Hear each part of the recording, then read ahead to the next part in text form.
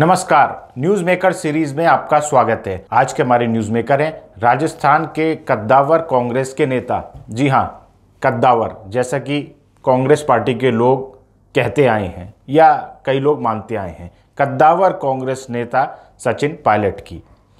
सचिन पायलट अपने आप को अभी भी कद्दावर कांग्रेस के नेता मानते हैं, लेकिन क्या ऐसा है, ये हम जानेंगे आज के न्यूज मेकर में। सचिन पायलट मंगलवार को गए ज्योतिरादित्य सिंधिया से मिलने ग्वालियर। प्रचार करने गए थे दरअसल कांग्रेस पार्टी का, जो अभी वहाँ पर इलेक्शन है उसके लिए। अब सवाल ये है कि सचिन पायलट एमपी में प्रचार करने क्यों गए। वो एमपी में सिर्फ प्रचार करने ही नहीं गए, कांग्रेस के लोगों ने कहा कि वो वहाँ के स्टार प्रचारक हैं। बतौर स्टार प्रचारक उन्हें स्टेटस मिला जब वो एमपी गए प्रचार करने के लिए। और उसके बाद जो है उन्होंने भिंड, मुरैना, ग्वालियर इन जगहों पर प्रचार किया और ज्योतिरादित्य सिंधिया से मुलाकात भी करी। उनसे पूछा गया कि वो यहाँ पर क्यों आए हैं, तो उन्होंने बोला वो कांग्रेस पार्टी का प्रचार करने आए हैं। और ज्योतिरादित्य सिंधिया से लेकर के उनसे काफ़ी सारे सवाल पूछे गए जो कि ज्योतिरादित्य सिंधिया से रिलेटेड थे। उनसे पूछा गया कि कांग्रेस पार्टी को छोड़ के ज्योतिरादित्य बीजेपी पर आए तो उस पर उनका क्या कहना है। तो उन्होंने बोला कि कोई भी व्यक्ति स्वतंत्र है, ये फ्री विल है आदमी की।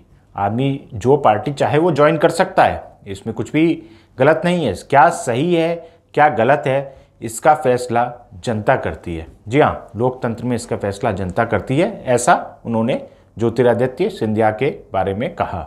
सचिन पायलट से दोबारा एक बार पूछा गया कि ज्योतिरादित्य सिंधिया को कांग्रेस के लीडर्स ने गद्दार कहा है, तो इस पर उनका क्या कहना है। तो उन्होंने वही अपना जवाब दोहराया कि हर आदमी राजनीति में फ्री है, वो कोई भी पार्टी ज्वाइन कर सकता है। ज्योतिरादित्य सिंधिया के अगेंस्ट उन्होंने कुछ भी बोलना अवॉइड किया, या ऐसा लगे कि उन्होंने कुछ बोला वो बात ज्योतिरादित्य सिंधिया के अगेंस्ट जाए, उन्होंने टोटली इस बात को अवॉइड किया।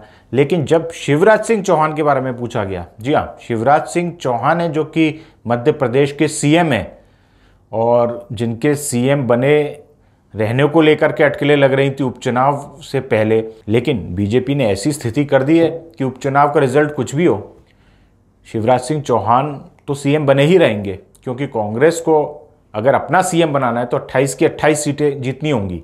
तो शिवराज सिंह चौहान पर जब सचिन पायलट से सवाल पूछा गया तो सचिन पायलट ने बोला कि शिवराज सिंह चौहान जो है उनको बतौर सीएम जनता ने एक्सेप्ट नहीं किया है। हालांकि वो जोड़ तोड़ करके सीएम बन गए हैं, लेकिन जो मैंडेट है वो उनको नहीं मिला था पहले, और जनता ने उन्हें बतौर सीएम एक्सेप्ट नहीं किया है और जनता जो है वो कांग्रेस को ही वोट देगी। उन्होंने बोला कि 28 की 28 सीटों पे हमारी परफॉर्मेंस अच्छी रहेगी। सचिन पायलट की बातें सिर्फ एमपी तक सीमित नहीं थी, वो कांग्रेस पार्टी के बिहार के इलेक्शन के बारे में बोले कि बिहार में भी कांग्रेस के उम्मीदवार ज़रूर जीतेंगे और उन्हें अच्छी वोट्स मिलेंगे। यानी कि सचिन पायलट एक तरीके से प्रूव करने में लगे थे अपने पूरे दौरे के दौरान कि वो एक पक्के कांग्रेसी हैं। वो साइडलाइन जरूर हो गए हैं पार्टी में, लेकिन वो कहना चाह रहे थे कि वो एक पक्के कांग्रेसी हैं। अब जानते हैं कुछ सचिन पायलट के इतिहास के बारे में। सचिन पायलट पूर्व कांग्रेस के नेता राजेश पायलट के बेटे हैं। सचिन पायलट 2004 में पहली बार एमपी बने थे राजस्थान की दौसा सीट से। ये वही सीट है जहां से उनके पिता हमेशा जीतते थे। 2004 में वो दौसा से जब एमपी बने तो लोकसभा में वो सबसे कम उम्र के एमपी थे। जी हाँ, उनकी उम्र महज 26 साल थी उस समय। उसके बाद वो 2009 में लड़े अजमेर से, वो अजमेर से फिर जीते और इस बार जो है वो मंत्री भी बने, minister of state for communication and IT बने। 2009 से 2012 वो एमओएस रहे फॉर आईटी। अब कम्युनिकेशन और आईटी के एमओएस थे और उनकी एज भी काफ़ी कम थी, वो अर्ली 30s में थे।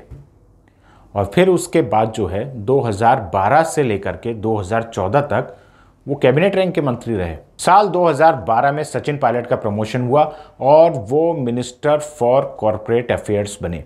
2012 से 14 वो मिनिस्टर फॉर कॉर्पोरेट अफेयर्स रहे।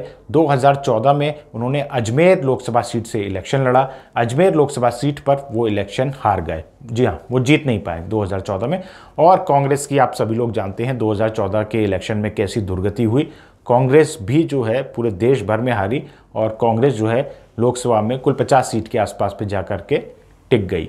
फिर उसके बाद सचिन पायलट की राजनीति ऐसा नहीं है कि वहाँ पर जो है कोई बहुत ज़्यादा पीछे चली गई।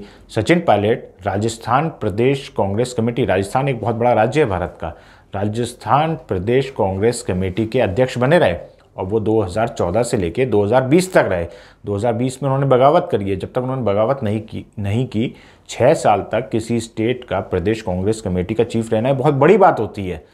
2014 में इलेक्शन हारने के बाद वो राजस्थान में काम करते रहे। उसके बाद 2018 में जब वहाँ पर इलेक्शन हुआ तो दिसंबर 2018 में, जी हाँ, ये सचिन पायलट के लिए एक बहुत बड़ा अचीवमेंट था। दिसंबर 2018 में वो डिप्टी सीएम बने और अशोक गहलोत के अंडर उन्होंने काम करना शुरू किया।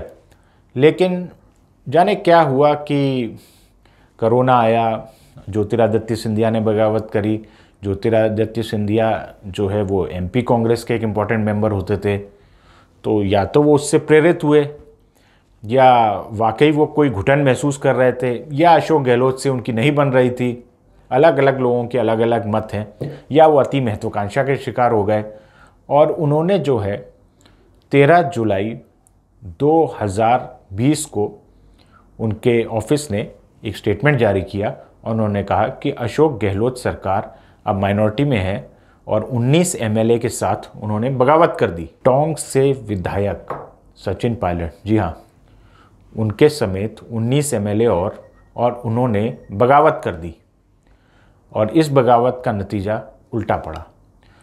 14 जुलाई 2020 को सचिन पायलट पार्टी के सभी पदों से सैक कर दिए गए। ना वो डिप्टी सीएम रहे, ना वो राजस्थान प्रदेश कांग्रेस कमेटी के अध्यक्ष रहे। उसके बाद 15 जुलाई तक एक दिन में, और जी हाँ सिर्फ एक दिन में, ऐसी सिचुएशन हो गई कि सचिन पायलट कहीं के भी नहीं रहे। उन्होंने खुद ही अनाउंस कर दिया कि वो बीजेपी में नहीं जा रहे हैं। जुलाई 2020 के बाद सचिन पायलट ना तो डिप्टी सीएम है राजस्थान के, ना वो प्रदेश कांग्रेस कमेटी राजस्थान के अध्यक्ष हैं, ना वो किसी इम्पोर्टेंट पोजीशन पर हैं।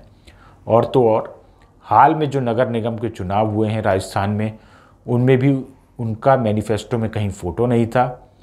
उनके सारे कैंडिडेट्स को साइडलाइन कर दिया गया, उनके बताए हुए कैंडिडेट्स को नहीं लिया गया। तो कहीं ना कहीं सचिन पायलट जो है अपनी ज़मीन, अपनी राजनीतिक ज़मीन तलाश करते हुए एमपी पहुँचे, ज्योतिरादित्य सिंधिया से मिले और या तो वो पार्टी को ये सिग्नल देना चाह रहे हैं कि मैं भी ज्योतिरादित्य सिंधिया की राह पे जा सकता हूँ।